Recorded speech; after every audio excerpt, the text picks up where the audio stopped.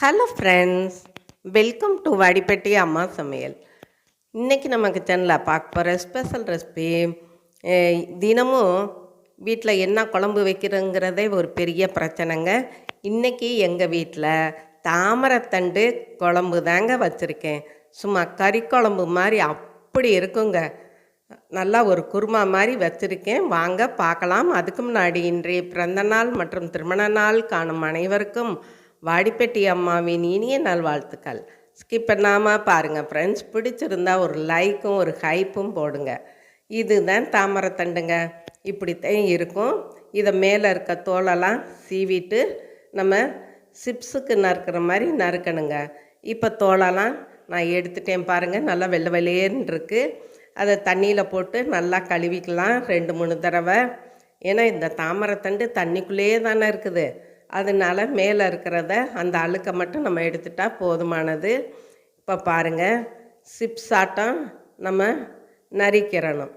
இது குழம்புல போட்டாலும் கரையாதுங்க, நல்லா இருக்கும். அப்படியே இருக்குங்க, நல்லா மாவு மாதிரி இருக்கும். சாப்பிடும்போது ஒரு மிக்சர் ஜாரில் கொஞ்சம் தேங்காய் சேர்த்துக்கலாம், கொஞ்சம் சோம்பு அரை ஸ்பூன் ஜீரகம் சேர்த்துக்கலாம், ஒரு 1/4 டீஸ்பூன் மிளகு சேர்த்துக்கலாங்க. இப்போ முந்திரி பருப்பு ஒரு 4-5 முந்திரி பருப்பு சேர்த்துக்கலாம். சேர்த்துட்டு அரைச்சிட்டு வந்துடுவோங்க நல்லா.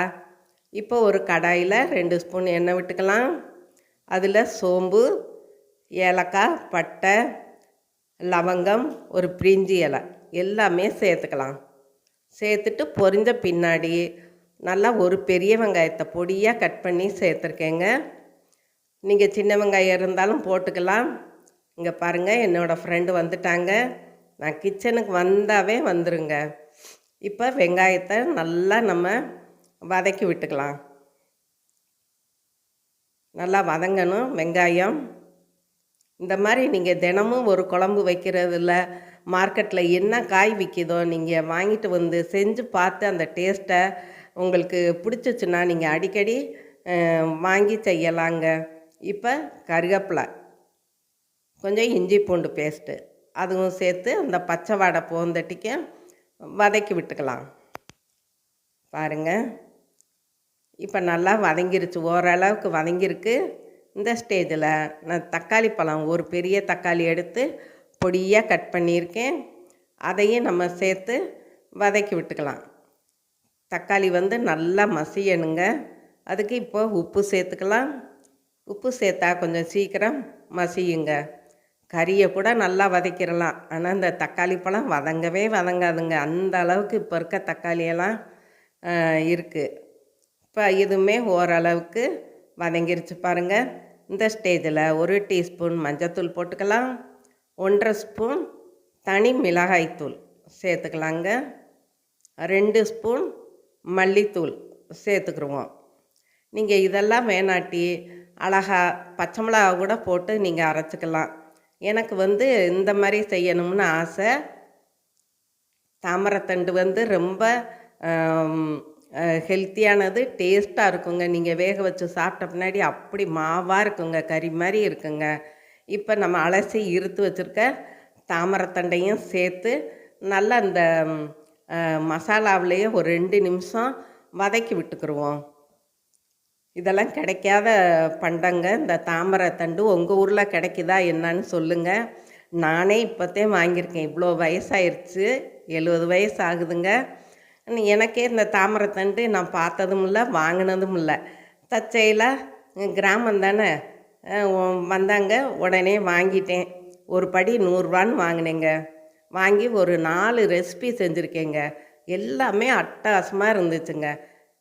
எல்லாம் கிராமத்தில் பக்கத்தில் இருக்கிறவங்க பருப்பு போட்டு வைங்க, பாசிப்பருப்பு, அதுதான் இந்த தாமரைத்தண்டுக்கு நல்லாயிருக்கும். ஏன்னா எனக்கு எப்படி வைக்கிறதுன்னு தெரியாது இல்லையா, அதனால நான் கேட்டேன் இது கூட என்ன போடுறதுன்னு.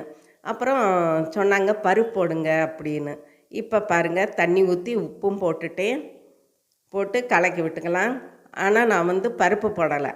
நம்ம புதுசாக செஞ்சு பார்ப்போமே அப்படின்ட்டு குருமா மாதிரி, சிப்ஸ் மாதிரி, இந்த வெரைட்டி வறுவல் இப்படி செஞ்சேங்க.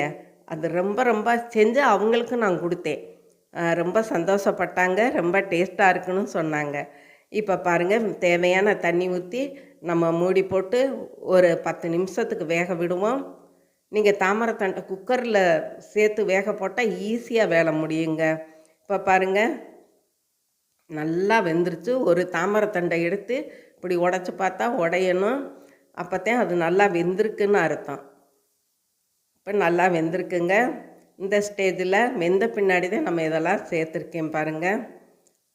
தேங்காய் அரைச்சி ஊற்றினோம் இல்லையா, அதையும் நம்ம சேர்த்துக்கலாம். இந்த முந்திரி பருப்பு வந்து ஆப்ஷன் தாங்க. ஏன்னா முந்திரி போட்டால் கொஞ்சம் பைண்டிங்கும் நல்லாயிருக்கும், டேஸ்ட்டு நல்லாயிருக்கும்னு நான் நினச்சி முந்திரி பருப்பு தேங்காய் போட்டு அரைச்சி ஊற்றிருக்கேங்க. அதுவும் நல்லா இருந்துச்சு. குழம்பு வந்து நல்லா ஒரு கறி குழம்புல ஒரு கறி குருமா குழம்பு மாதிரி இருந்துச்சுங்க.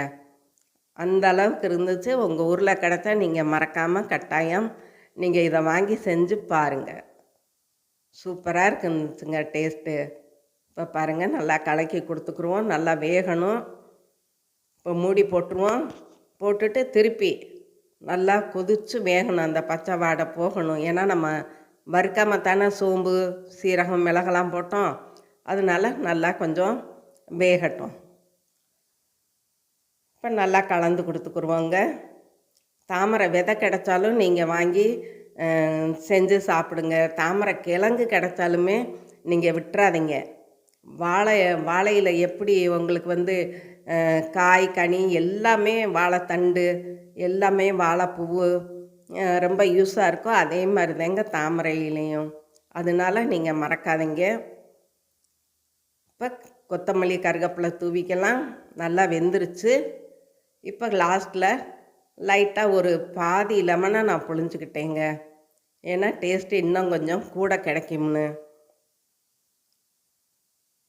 இப்போ நல்லா கலந்து கொடுத்துக்கலாம். லெமன் புழிஞ்சு ஒரு 2 நிமிஷம் இருக்கட்டும். நல்லா தண்ணியெல்லாம் வற்றி குழம்பு குருமா மாதிரி நல்லா வந்துருச்சு பாருங்கள்.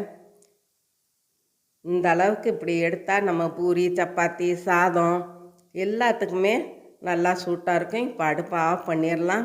ஆஃப் பண்ணிவிட்டு வேறு பாத்திரத்துக்கு நம்ம மாற்றிக்கலாங்க. அவ்வளோதேங்க, நம்மளோட தாமரைத்தண்டு குருமா மட்டன் டேஸ்ட்டில் சும்மா ஜம்முன்னு ரெடி ஆயிடுச்சு. இதுவரை சப்ஸ்கிரைப் பண்ணாதவங்க சப்ஸ்கிரைப் பண்ணுங்கப்பா.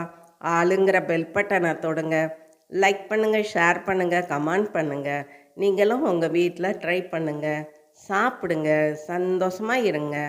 நன்றி, வணக்கம்.